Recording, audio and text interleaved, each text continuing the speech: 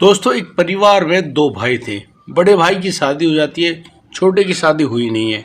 अब जो बड़े भाई की जो पत्नी है, वो अपने छोटे जो देवर है उसको अपनी बातों में ऐसी फुसलाती है, बस वो देवर अपनी भाभी के कहे अनुसार हर काम को किया करता है। उसको मतलब कि बड़ी तसल्ली से खुश किया करता है।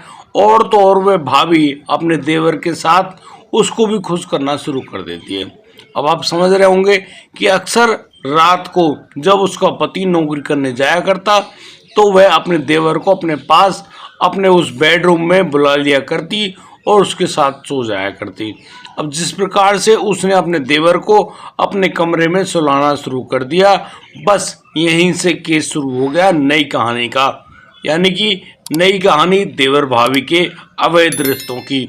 दोस्तों, यहाँ पर उन दोनों के बीच में वो अवैध संबंध भी कायम होते हैं और इन्हीं संबंधों के चलते हुए अब आगे एक ऐसी कहानी बनी जानी थी जिसके बारे में शायद किसी ने कोई कल्पना भी नहीं करी थी। अब यहाँ पर जो वह लड़का है, उसकी जो माँ है, यानी कि उस भाभी की जो सास है, उसकी एक गंभीर बीमारी थी। अब वह सोचती है कि उसके जीते जी ही उसके जो छोटा बेटा है उसकी शादी हो जाए। अब बिल्कुल वो लड़का जो 20 वर्ष का हो गया था, शादी तो होनी है, बिल्कुल जायज़ बात है भाई। अब इसी दौरान जब उसकी शादी होकर आती है तो एक गरीब घर की बेटी को वो अपने घर की बहू बना लेते हैं। लेकिन वह जो लड़की अपनी जेठानी की बातों में इस प्रकार से ऐसे घन चक्कर में फंसती है, उसको उसकी कीमत जान देकर चुकानी पड़ती है। और अब तो जब ये पूरा केस बन गया, सारी कहानी हो गई, तब जाकर उस देवर को पता चला कि तेरी भाभी ने तेरे साथ बहुत बड़ा गेम खेला है। और जैसे पूरी कहानी आगे खुली, मामला बिल्कुल बिगड़ गया। आखिर क्या होता है इस पूरे मामले में, हम आपको एक एक कहानी मतलब एक एक बात बड़ी ही गहराई से बताने वाले हैं। आपसे विनती, इस कहानी को अंत तक जरूर देखिएगा। नमस्कार, आदाब, सत श्री अकाल दोस्तों, स्वागत है आपका हमारे यूट्यूब चैनल किस्से क्राइम के। और दोस्तों, उम्मीद करता हूँ आप सब लोग बहुत ही बढ़िया होंगे, बड़े ही अच्छे से अपने परिवार का ख्याल रख रहे होंगे। और दोस्तों, हम लोग भी खूब बढ़िया हैं। और दोस्तों, आज का जो मामला है वो सामने आया है झज्जर हरियाणा से। दोस्तों, इस पूरे मामले को मैं इस प्रकार से बताना चाहता हूँ।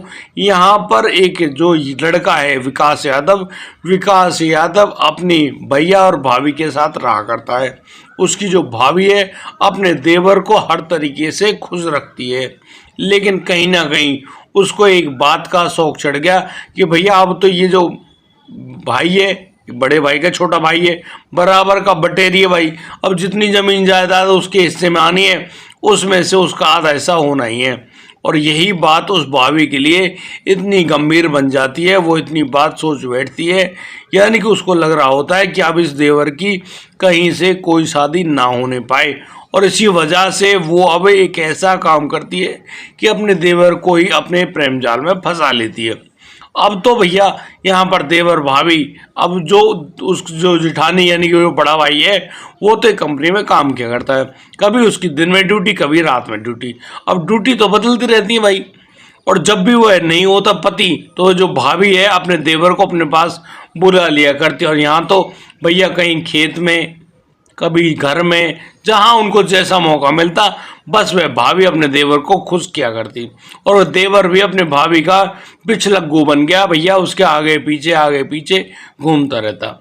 यहाँ पर जब उस विकास यादव की माँ देखती है कि इस लड़के को इसकी जो भाभी ने पूरी बातों में फंसा रखा है, तो कहानी बिल्कुल गोल।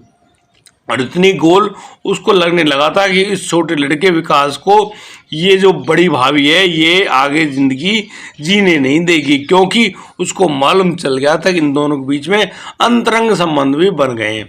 अब इस कहानी में जब वह अपने बड़े बेटे से कहती है कि भैया अपनी बहू को समझा ले, वो छोटे लड़के को संग लगाए घूमती है, कहीं ऐसा ना हो कहानी और ज़्यादा बिगड़ जाए। अब वह जो बड़ा भाई है वो अपनी पत्नी से खूब कहता है, तू मान जा, विकास को मत लाया अगर अपने संग। लेकिन यहाँ पर वह जो उसकी पत्नी है उससे साफ कहती है, यार देवर भाभी का संबंध है, तुम बस गलत सोच ही रखते हो अपने दिमाग में। अब इस पूरी बात पर वह अपने पति को डांट देती है। अब पति भी चुप। यहाँ पर सास ससुर घर में कुछ कहते नहीं, और वह विकास यादव अपने भाभी के आगे पीछे घूम रहा है, सारे काम कर रहा है। बड़ी कहानी अटक गई। अब यहाँ पर जो विकास यादव की माँ होती है वह जिद कर बैठती है अपने पति से, साफ साफ शब्दों कहती है कि अब उसके पास टाइम नहीं है, वो तो आज मरे या कल, लेकिन वो तुमसे कहना चाहती है कि एक काम करो, इस विकास यादव का शादी तय कर दो। अब यहाँ पर ये बात बिल्कुल ऐसी हो गई कि ना तो वो माँ रोटी खाए ना पानी पिए। सारी कहानी इसी प्रकार से उसने दिमाग में बिठा ली कि भैया ऐसा है, या तो इस लड़के विकास यादव की शादी होगी, नहीं तो वो अपनी जान को ऐसे भूखे प्यासे गंवा देगी। अब कहानी बिल्कुल बदल गई है, यहाँ पर सभी लोग मजबूर। अब विकास यादव का ब्याह होने जा रहा है। अब ब्याह किससे करे भाई अचानक? अब यहाँ पर जो बड़ी भाभी है वो कहती है कि उसकी नज़र में एक लड़की है, उस लड़की का नाम है रिंकू कुमारी, गरीब बाप की बेटी है और कोई दान दहेज वगैरह तो मिलेगा नहीं, लेकिन तुमको वो लड़की मिल जाएगी और तुम उससे शादी कर लो। अब रिंकू कुमारी से विकास यादव की शादी हो जाती है। अब रिंकू कुमारी पत्नी बनकर उनके घर में आ गई। अब विकास यादव पहली 2 रात तो उसके पास आया, उसके बाद उसको उसकी जो भाभी है ना, जो अपने जाल में फंसाए हुए थी, वह उससे कहती कि उसके पास जाने की कोई जरूरत नहीं है, तुझे जो चाहिए मैं दूंगी, तू मेरे पास रहेगा। अब विकास यादव अपनी मतलब कई साल के प्यार को कैसे भुला दे भाई? वो तो अपने भाभी के चंगुल में ऐसे फंस गया कि जैसा भाभी कहती उसको तो वैसा ही करना पड़ता, और इसी काम को करने में जुट गया वो विकास। अब विकास तो लगा रहता अपनी भाभी के साथ। अब वो बेचारी रिंकू कुमारी जो उसकी पत्नी बनकर उसके घर में आई थी, वो आखिर क्या करे? बस चुपचाप दुखी सी उस घर में पड़ी रहती। अब उसके हिस्से में सिर्फ और सिर्फ काम कर रहा था। वह सुबह शाम मतलब कि जब भी उसको मौका मिले वो अपने घर का काम ही निपटाया करती। अब उसको लगने लगा कि यार मतलब ना तो ये पति उसके साथ लगता है, ना कोई और उसके साथ लगता है, उसको तो सिर्फ और सिर्फ काम करना है। वह सोचती है कि वो उसको पढ़ाई आगे करनी चाहिए। दरअसल ये जो लड़की रिंकू कुमारी है, इसका भाई सीआरपीएफ में काम करता है। उस लड़के का नाम होता अनिल। अनिल अपनी बहन से कहता है कि बहन तू तैयारी कर, आज ना तो कल ये विकास जक मार के तेरे पीछे आएगा। और इसी बात की तैयारी में वो अनिल उस लड़की का एक कोचिंग सेंटर में एडमिशन करा देता है। अब ये एडमिशन हो गया। अब तो रिंकू कुमारी वहाँ शहर में जाना आना शुरू कर देती है, अपनी कोचिंग में ध्यान लगा देती है। और यहाँ वो भाई भी बता रहा है कि कोई बात नहीं, तू परेशान मत हो, अभी ज़िंदगी शुरू हुई है, 17-18 साल उम्र है। अब जो रिंकू कुमारी है वह भी इस बात को दिमाग में बिठा लेती है कि ज़्यादा बात मत सोच, अपनी पढ़ाई पर ध्यान लगा, आज ना तो कल विकास यादव तेरे पीछे झक मार के आएगा ही। अब यहाँ पर वो जो लड़की रिंकू कुमारी सुबह यानी कि सारा काम निपटाती, फिर कोचिंग जाती, कोचिंग से आने के बाद फिर घर का काम निपटाती, और जब उसको फुर्सत मिलती वो अपनी पढ़ाई में मतलब कि बिजी हो जाती। अब ये जो बात है उस जिठानी को बिल्कुल भी अच्छी नहीं लग रही। उसके दिमाग में यह फितूर बन गया कि ये जिस प्रकार से पढ़ाई कर रही है, इसकी एक ना एक दिन तो सरकारी ना तो प्राइवेट नौकरी लगी जाएगी, और अगर इसकी नौकरी लग गई तो विकास यादव को ये उससे छीन ली जाएगी, यानी कि देवर भाभी का वह संबंध टूट जाएगा। अब इस जेठानी के दिमाग में आता है कि यार उसके सारे सपने बिखर गए, वो अब कैसे कामयाब हो। अब तो वह यानी कि उस घर में एक झूठी बात फैला देती है कि ये जो रिंकू कुमारी है यह किसी से मिलने के लिए जाती है और इसके किसी और लड़के से दोस्ती हो गई है, इनके अवैध संबंध भी कायम हुए। और इसी बात को लेकर वह अपने पति यानी कि रिंकू कुमारी के जेठ के दिमाग में भर देती है, उसके पति विकास के दिमाग में भर देती है, अपनी सास और ससुर के दिमाग में भरती है। लेकिन उन्हीं दिनों एक ऐसी घटना घटती है कि जो विकास यादव की जो माँ है उसका शरीर पूरा हो जाता, उनका निधन हो गया, वो तो चली गई। अब यहाँ पर उस जेठानी ने अपना पूरा जाल ऐसे फैलाना शुरू कर दिया कि बस उसकी बात पर हर कोई एग्री होना उसको पड़ता ही, क्योंकि मालकिनी वो बन गई। अब बड़ी जेठानी ने इस बात को साबित करने में पूरा जोर लगा दिया कि इस लड़की रिंकू कुमारी के किसी और लड़के से गलत संबंध हो गए हैं, और इसी बात को लेकर वह अक्सर यानी कि रिंकू कुमारी को ताने दिया करती, उससे बार बार कहती कि तेरे ये गलत संबंध नहीं चलेंगे नहीं चलेंगे। अब इन प्रकार की बातों को सुनकर जो रिंकू कुमारी है अक्सर इग्नोर कर दिया करती और वह कहती ठीक है यार, जिस दिन तुम उसे रंगे हाथों पकड़ लो उस दिन बात पता चलेगी। लेकिन रिंकू कुमारी बड़ी सात्विक लड़की, बिल्कुल किसी से कोई मतलब ही नहीं भाई, अपनी पढ़ाई करती और पढ़ाई तक ही सीमित थी। आती जाती जरूर, लेकिन सिर्फ और सिर्फ अपनी पढ़ाई करती है। उधर उसका पति अपनी भाभी के साय में घुसा रहता, बस उसको तो वही काम। अब वो भाभी अपने देवर का चंगुल ना छोड़े, लेकिन वह दुखी परेशान जो रिंकू कुमारी की व्यथा को सुनने वाला कोई नहीं। अक्सर वह अपने भाई से बात कर लिया करती और उसका भाई मतलब अपनी बहन को खूब अच्छी तरह से समझाया बुझाया करता। भाई घर घर का खून खून का रिश्ता ही ऐसा होता है, हर तरह की बात को समझाया करता वो लड़का जो सीआरपीएफ में काम करता है। अब एक दिन की बात, जब वह लड़की यानी कि अपनी कोचिंग से लौट रही होती है, उसी समय वो जो लड़का है विकास यादव, उसका बड़ा भाई, उसकी जो ससुर है और वो, ये तीनों लोग उस शहर में जाते हैं और जिस इंस्टीट्यूट के नीचे से वो निकलती है लड़की रिंकू, उसको अपनी गाड़ी में बिठा लेते हैं और कहते हैं कि बैठो इसमें, हम भी घर चल रहे हैं। अब बस इतनी बात सुनकर वो रिंकू यानी कि अपने ससुर जेठ पति पर यकीन करती ही, किसी और का तो बात छोड़ो, वह उनके साथ गाड़ी में बैठ जाती है। और दोस्तों वो गाड़ी अब सीधी उनके गांव की तरफ तो बढ़ रही है, लेकिन गाड़ी रुकती है एक बनी के पास। बनी मतलब जहाँ बहुत सारे पेड़ से हैं, लगता है जैसे यहाँ पर कोई मंदिर वगैरह हो। और रिंकू सोचती कि हाँ किसी को प्रणाम नमस्कार करना होगा, इसीलिए यहाँ पर जा रहे हैं। अब बस वो जो रिंकू कुमारी है वो वहाँ पर उनके साथ चल देती है। वो लोग गाड़ी को बाहर खड़ा करते हैं और पैदल पैदल बनी के अंदर जा रहे होते हैं। जैसे वो सभी लोग उस बनी में पहुँचते हैं, रिंकू देखती है कि यहाँ पर तो कोई नहीं है, कोई बाबा महाराज कुछ नहीं है। बस इतनी सी बात देखकर वह रिंकू पूछती है यहाँ तो कोई नहीं है। इतने में उसका पति विकास यादव कट्टर निकालता और उसके शरीर में एक गोली दाग देता है। अब यहाँ पहली गोली चली, लेकिन उससे घायल तो हो गई रिंकू, लेकिन उसकी जान नहीं गई। अब यहाँ पर सभी लोग यानी कि रिंकू का जेठ, उसका ससुर, सब लोग इस बात को कहने लगते हैं कि मार दो इसको जिंदा नहीं छोड़ना। अब एक के बाद एक विकास गोली दागता है और लगभग 5 गोली और दाग देता है और रिंकू कुमारी के वहीं पर जान ले लेता है। रिंकू कुमारी अब इस दुनिया को छोड़कर परलोक जा चुकी है, लेकिन वो लोग तुरंत उस कच्ची मिट्टी को खोदते हैं फावड़ वगैरह लाकर, क्योंकि उन्होंने तैयारी तो पहले से ही कर रखी थी, गाड़ी में सारा सामान अवेलेबल था। और वो लोग अब उस गड्ढे को खोदते हैं।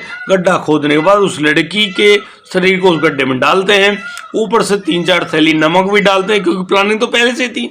और इतना सब करने के बाद वो उस लड़की के ऊपर जो मिट्टी वगैरह डाल के बिल्कुल समतल करके वहाँ से अपनी गाड़ी में बैठ के अपने घर आ जाते हैं। और घर आकर वो लोग एक झूठ को फैला देते हैं कि जो रिंकू कुमारी है वो अपने आशिक के साथ भाग गई, यानी कि लड़की के बारे में कोई जानकारी नहीं, लड़की कहीं भाग गई। अब उनकी बातों पर जो पूरा गांव है वो यकीन कर लेता है और वह इस बात को सोच रहा है भैया हो सकता है वो लड़की भाग गई हो। अब यहाँ पर उस लड़की रिंकू कुमारी के जब परिजन आते हैं तो उनके सामने भी यही बात की जाती है कि तुम्हारी जो लड़की है वो किसी और लड़के के साथ भाग गई है। अब ये जो बात है उस लड़के अनिल कुमार जो कि सीआरपीएफ में काम करता है, वह इस बात के लिए साफ साफ नकार देता है कि उसकी बहन जो है ऐसी नहीं है। अब वो लोग यानी कि उस रिंकू कुमारी के ससुराल वाले पुलिस को कुछ पैसे फूंक देते हैं और कहते हैं कि तुम्हें कोई एक्शन नहीं लेना है। और दोस्तों जब सीआरपीएफ वाला वो लड़का अनिल उस थाने में जाता है, उससे पूछता है कि भाई वो तो आर्मी का आदमी है और तुम लोग उस लड़की के बारे में बताइए, तो वो कहते हैं कि भाई जांच चल तो रही है और जैसे कोई खबर आएगी पता चल जाएगा, लेकिन तुम्हें पता तो है भाई वो लड़की किसी और के साथ भाग गई है। अब इस शब्द में बहुत सारी कहानी ऐसी, भैया किसी की बेटी कहीं भाग गई हो, अब कौन आगे कदम बढ़ाए। लेकिन उस लड़के अनिल को बहुत ही ज़्यादा शक हो रहा होता है उन परिवारों पर, और बस इसी मामले में वह अब इस पूरी शिकायत को एक कागज़ में लिखता है और अपने जो अधिकारी उनको सौंपता है। अब उसके अधिकारी अब उस लड़के अनिल के अधिकारी सही कदम उठाते हैं और पुलिस में आईजी रेंज तक फ़ोन कर देते हैं। अब आईजी साहब की जैसे ही लताड़ पड़ती है उस पुलिस थाने में सभी लोग परेशान और सीधे आते हैं उस विकास यादव के घर पे। अब विकास यादव, उसकी जो भाभी है, उसका जो बड़ा भाई है, उसका जो ससुर है, पिता है उसको बुलाकर लेकर आते हैं थाने में। और थाने में आने के बाद जब उस विकास से पूछा जाता है तो विकास साफ मना करता है। उसके जो बड़े भाई से पूछा जाता है वो भी साफ मना करता है। उसका जो पिता है वो तो रोना धोना शुरू कर दिया, अरे उसको कुछ नहीं पता। लेकिन जैसे ही ये पूछताछ की जांच पहुंचती है उस भाभी पर। तो भाभी दो थप्पड़ खाकर स्पष्ट नाम कहती है कि उसकी जो रिंकू कुमारी की जान ली है वो ली है इस आदमी यानी कि विकास यादव ने। अब विकास यादव जैसे इस बात को सुनता है वह अपने भाभी की तरफ बड़ी ही घूर कर देखता है और कहता है कि भाभी तुम क्या कह रही हो। अब भाभी क्या कहती भाई, भाभी तो सिंपल सी बात है, उसने तो सही खेल करना था। अब वो उसके दिमाग में कहानी कुछ और चल रही है, आप समझ गए होंगे। अब वो जो जेठानी है वो सारी कहानी बता देती है कि कैसे कैसे ये विकास यादव उससे अवैध संबंध रखता है। इसी बात के चलते हुए अपनी पत्नी के पास नहीं जाता है और जब उसका किसी और से गलत संबंध हो गया, जो कि उसने झूठ कहा था, वह इस बात को स्वीकार करती है। जो कि उसने परिवार को झूठ बोला था, उसी झूठ के चंगुल में सभी लोग फंस गए और फिर इस विकास यादव ने कट्टे से अपनी पत्नी की जान ले ली और उस बड़ी में जाकर उसको गाड़ दिया। पुलिस को जानकारी मिल गई, पुलिस पहुंचती जीसीबी लेकर और जब उस लड़की के सब को वहां से बरामद किया गया तो सब तो भैया सड़ी गली हालत में मौजूद था। यानी कि उसकी हत्या के ठीक 41वें दिन बाद जब इस लड़की रिंकू कुमारी का बॉडी उस जमीन से बाहर आई तो यहाँ उसके जो हाथों में अंगूठी वंगूठी जो मंगलसूत्र वगैरह पहन रखे थे, उसी की वजह से उस लड़की की पहचान हुई कि हाँ ये लड़की रिंकू कुमारी ही है। अब तो पुलिस के पास यानी कि पूरा जो किस्सा है वो खुल गया। यहाँ अब उन लोगों को गिरफ्तार कर लिया गया। अब भाई एक बात है कि वो जो भाभी है वो तो छूट के चल दिया जाएगी, क्योंकि उसने अपने हाथों से ये काम नहीं किया। उसने अपने पति की बात को भी पक्का कर दिया कि उसके पति ने भी इस काम को अंजाम नहीं दिया है।